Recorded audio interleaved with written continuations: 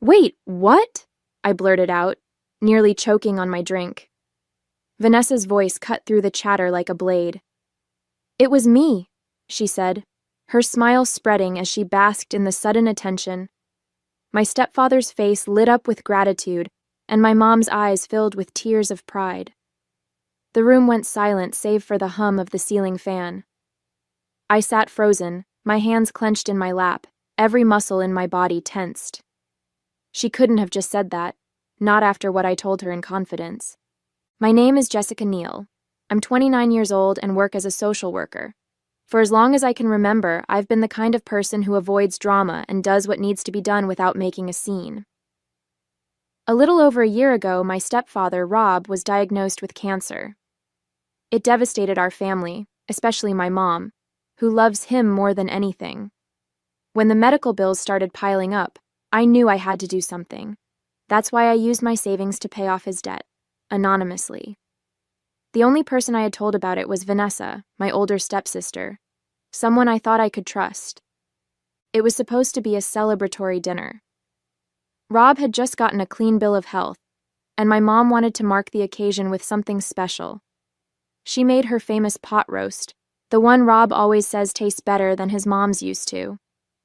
The house smelled of rosemary and garlic.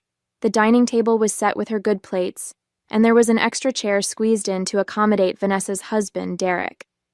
Everyone seemed happy, really happy, for the first time in what felt like years. I sat between my mom and Derek, trying to join in the light-hearted conversation, but my mind kept drifting.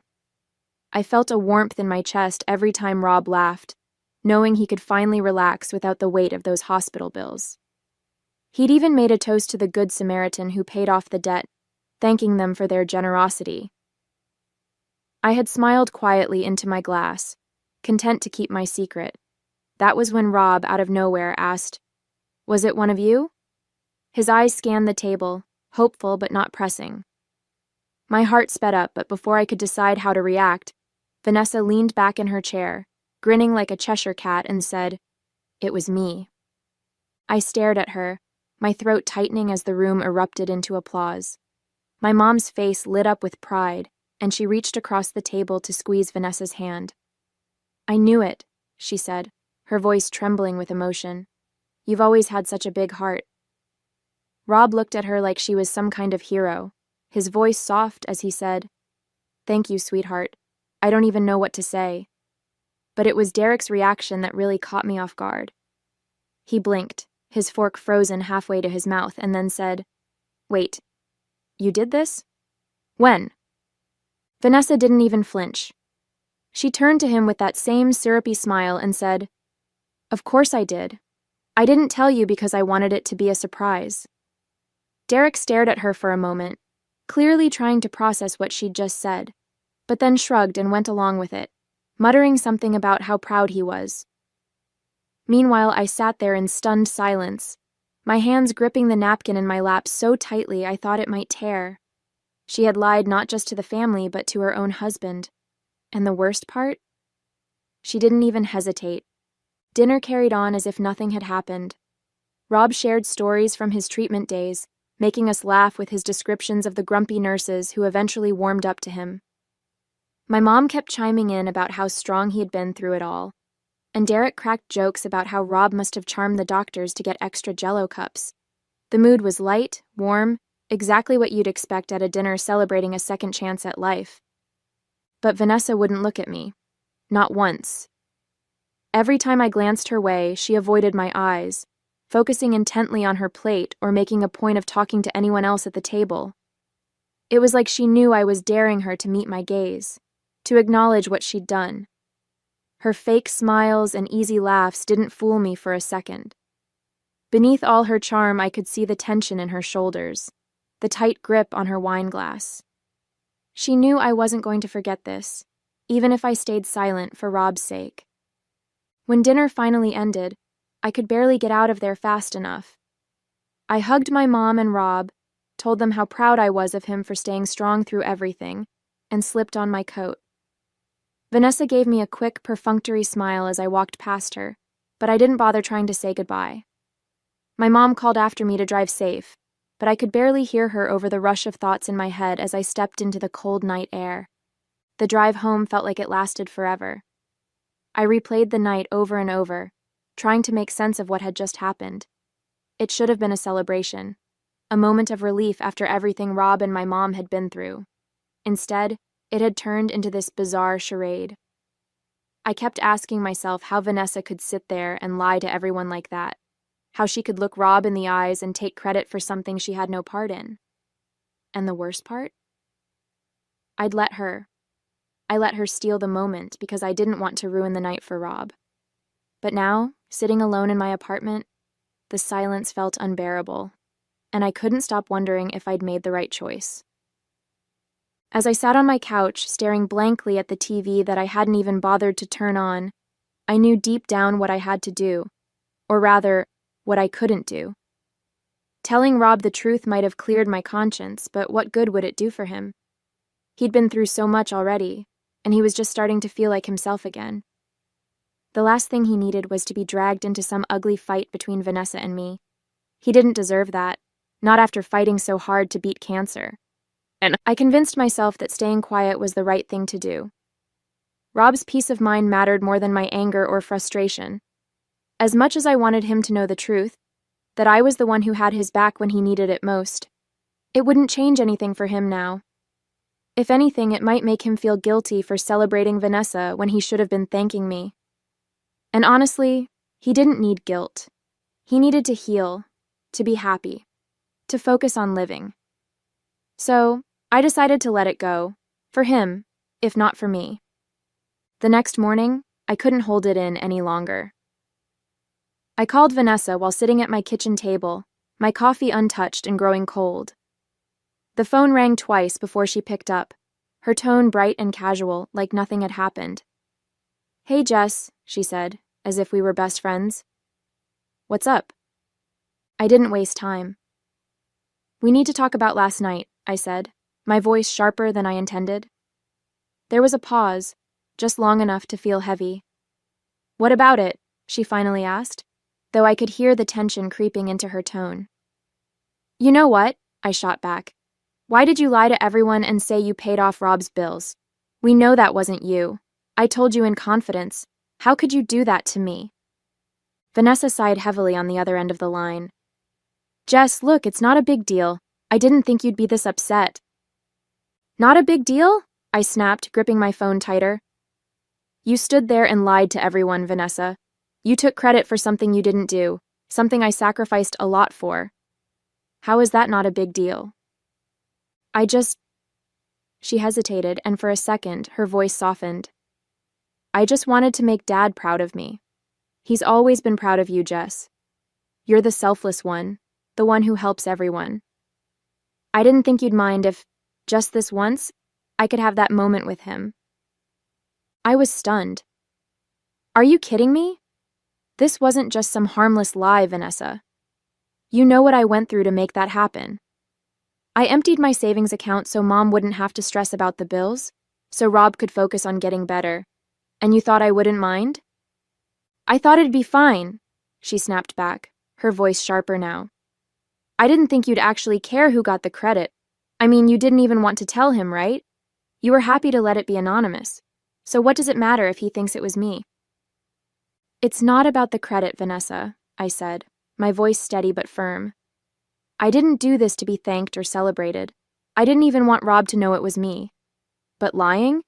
That's a completely different matter. You knew it wasn't you, and you let everyone believe it was. You let Mom and Rob look at you like you were some kind of savior. How can you live with that?"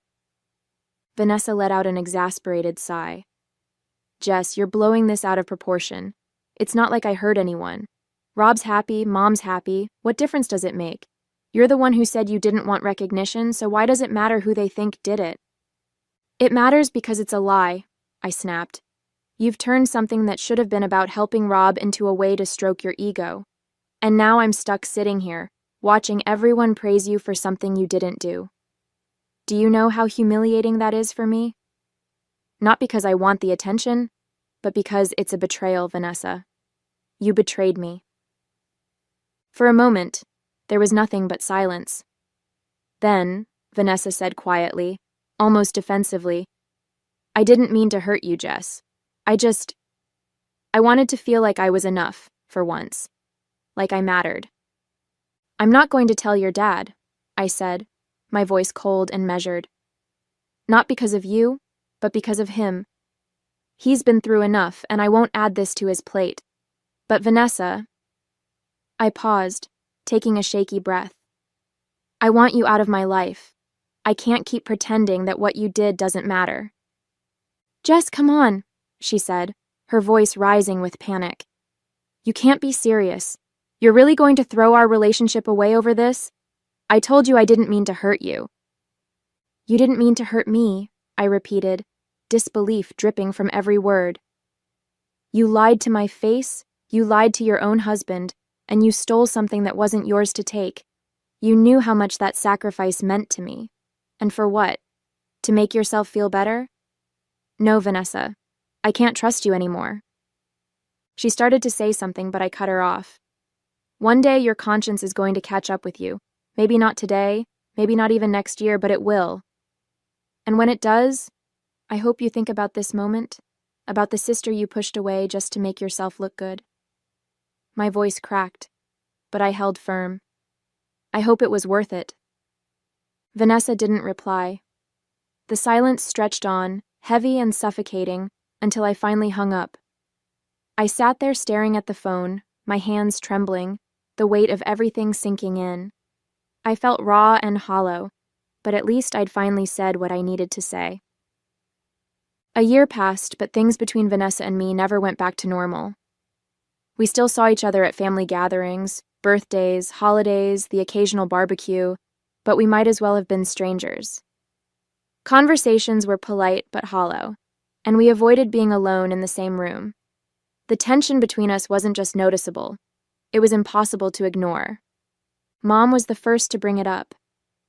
After a family dinner one night, she pulled me aside, her brow furrowed with worry. Jessica, she said softly, what's going on between you and Vanessa? You two used to be so close. I shrugged, trying to play it off. We're fine, Mom. Just busy with life, I guess. But I could see she wasn't convinced. Rob had noticed it too. At Christmas, he asked why Vanessa and I didn't sit together anymore. You two used to laugh so much, he'd said. I forced a smile and changed the subject, but it stung more than I expected. A few months after that Christmas dinner, Vanessa started reaching out. It was subtle at first, texts here and there. Hey, how's work going? Or, Mom said you've been really busy, hope you're okay. I ignored every single one. I couldn't bring myself to engage with her. Each message felt like a tiny jab, a reminder of what she'd done and how easily she had betrayed me. At family gatherings, she tried harder. She'd make small talk or ask me questions about my job, but I kept my answers short and polite, giving her no room to dig deeper. At one dinner, she cornered me in the kitchen while I was refilling my drink. Jess, I know things haven't been great between us, but maybe we could grab coffee sometime? Just talk? I didn't even look at her. I'm busy, I said flatly, brushing past her. She sighed, but I didn't stop to see her reaction. Whatever she was trying to do, it wasn't enough to erase the past year. A few weeks after that awkward dinner, Mom mentioned something that caught me off guard. Vanessa's been going to church, she said, her tone almost hesitant, like she wasn't sure how I'd react. She's been feeling, I don't know, empty, I guess? She told me she's been thinking a lot about life and wanting to make some changes. I raised an eyebrow but didn't say anything. Vanessa, going to church? It didn't add up. She'd never been the religious type. Always too busy, too modern for anything like that. Mom must have noticed my skepticism because she added, I think it's good for her. She seems calmer lately, more reflective. Maybe this is exactly what she needs. I nodded absent-mindedly, but I couldn't shake the feeling that this was another one of Vanessa's attempts to patch things up. If it was, I wasn't buying it. People don't just change overnight, and I wasn't ready to let my guard down. One evening, as I was settling onto the couch with a book, my phone buzzed on the coffee table.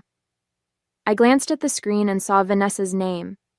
My first instinct was to let it go to voicemail, like I had so many times before. But something stopped me. Maybe it was curiosity or a nagging sense that this wasn't just another one of her surface-level attempts to reach out. Against my better judgment, I picked up.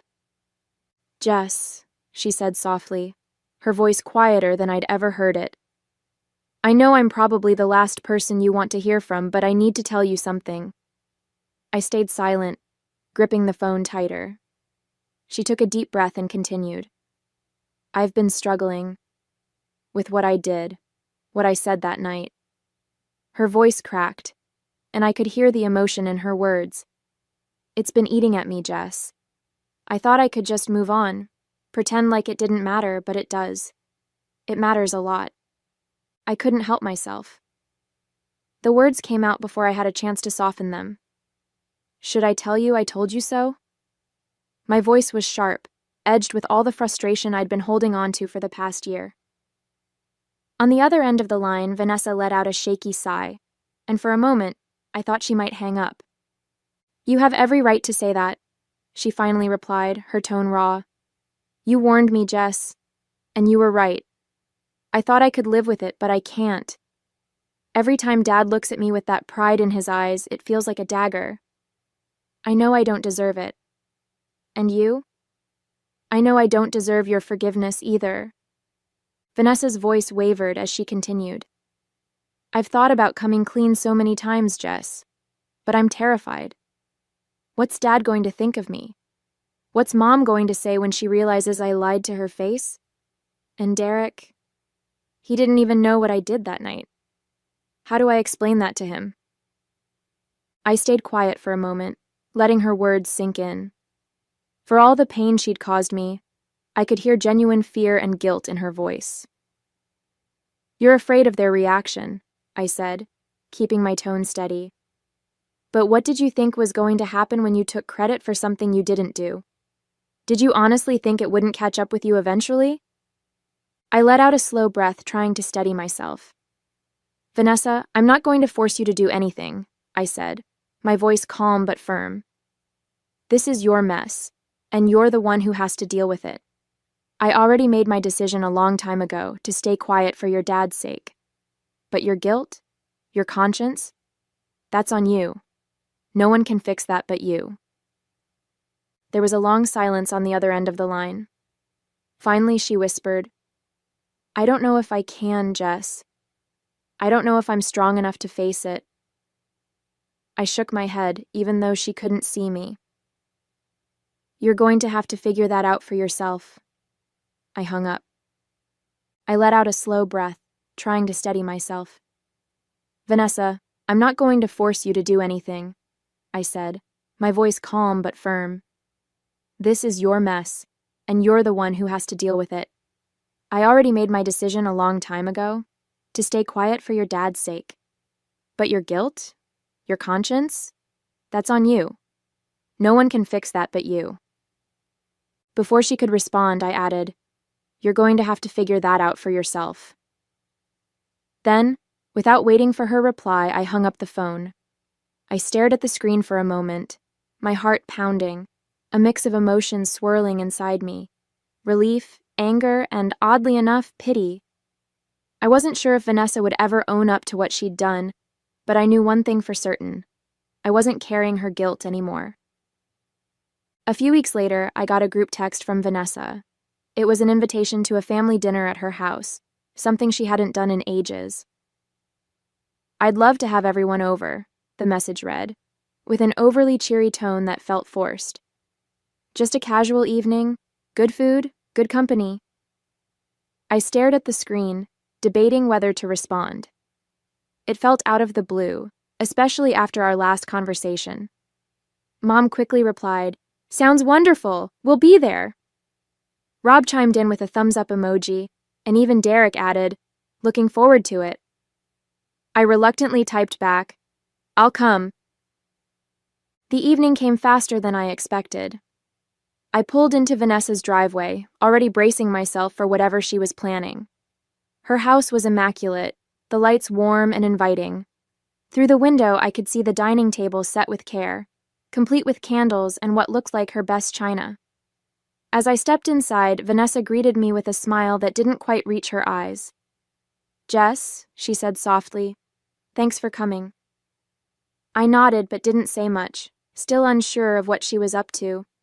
Once everyone had arrived and settled in, Vanessa cleared her throat and stood near the fireplace. "Can I have everyone's attention for a minute?" she said, her voice shaking just slightly. The cheerful chatter died down as we all turned to look at her. She clasped her hands together, glancing at Derek for support before looking at the rest of us. "There's something I need to say. Something I've needed to say for a long time." Vanessa took a deep breath, her fingers trembling slightly as she clasped them in front of her. "I've made some terrible mistakes in the past," she began, her voice steady but heavy with emotion. "One mistake in particular. It hurt someone I care about deeply, and it's been weighing on me ever since." She paused and glanced at Derek, who gave her a small, encouraging nod from his seat beside her. He placed a hand on her shoulder, and she seemed to draw strength from it. "I've been struggling with how to handle it, and I've been talking to my priest. He's been helping me realize that the only way to move forward is to face it." Rob leaned forward in his chair, his expression tense. "Vanessa," he said, his voice filled with concern. "What is it? What mistake are you talking about?" His hands gripped the armrest tightly, his anxiety visible, while Mom's hand rested lightly on his arm, her own confusion etched across her face. The room was so quiet you could hear the faint tick of the wall clock as we all waited for her to continue. Vanessa took another deep breath, her voice shaking now as she began. "Last year, when Dad was recovering from his treatment, there was something I did that I've regretted every single day since." She looked down at her hands, her composure starting to crack. "At the dinner we had to celebrate his recovery. When he mentioned that someone had paid off his medical debt, I lied. I told everyone it was me." She glanced around the room, her eyes filled with tears as she continued. "But it wasn't me. It was Jessica." The weight of her words hung in the air, and I felt every pair of eyes shift to me. Jessica was the one who used her savings to pay off the debt. She was the one who made sure Dad and Mom didn't have to worry about the bills. And I took credit for it. I took her sacrifice and made it my own, because I wanted Dad to be proud of me. I wanted to feel like I was enough, just for once. Her voice broke as she dropped to her knees, her hands clasped in front of her like she was praying. Tears streamed down her face. "I'm so sorry. Jess, I betrayed you. I lied to everyone, and I hurt you in a way I can never take back. Dad, Mom, I don't even know what to say. I've been carrying this guilt for so long and I couldn't hide from it anymore. Please, please forgive me. I know I don't deserve it, but I had to tell you the truth." The room was silent except for her quiet sobs. Derek reached out to steady her, his hand resting on her shoulder, but she stayed on her knees, her face crumpled with regret. Rob looked at her, his face pale and stunned, while Mom's hand shot up to cover her mouth. All eyes turned to me, waiting for my reaction. Through her sobs, Vanessa continued, her voice raw and broken. "Jessica, she's an angel. She's the most selfless person I've ever known. She didn't tell Dad what I did, not because she couldn't, but because she didn't want him to worry. She cared more about his peace of mind than about what I took from her. She's so good, so selfless, that she didn't even want him to know she was the one who paid the bills in the first place." Her shoulders shook as she wiped her face with trembling hands. "I've spent this past year hating myself for what I did to you, Jess. I don't know how you stayed so quiet, how you kept all of that inside while I took what was yours. You're so much better than me. I could never be like you, but I wish I could. I wish I had your strength, your kindness. I've spent my whole life trying to feel like I'm enough. And I realize now that it wasn't you I was competing with. It was myself." Vanessa buried her face in her hands, the room heavy with the sound of her sobs. Derek knelt beside her, gently wrapping an arm around her shoulders. Rob and Mom sat frozen, their faces a mixture of shock and deep emotion. I didn't know what to say, my heart twisting in ways I hadn't expected. It's been 6 months since that night. 6 months since Vanessa got down on her knees and told the truth in front of everyone. Things haven't gone back to the way they were, and honestly, I don't think they ever will. But they've changed in ways I didn't expect. Vanessa has been different, quieter, more reflective. She still reaches out, though I can tell it's hard for her. She sends texts sometimes, small things like, "Saw this and thought of you," or, "Mom said you weren't feeling well. Hope you're okay." Rob and Mom handled the truth better than I thought they would. Rob was disappointed in Vanessa, I could see that, but his love for her didn't waver. And with me, he's been even warmer, always finding little ways to show his gratitude, like saving me the best piece of pie at dinner or asking about my work in a way that feels genuine. It's strange, but I think in some ways that night brought us closer as a family. Not perfect, but closer. As for Vanessa, she's still trying to be the best version of herself, and for the first time, I think she means it.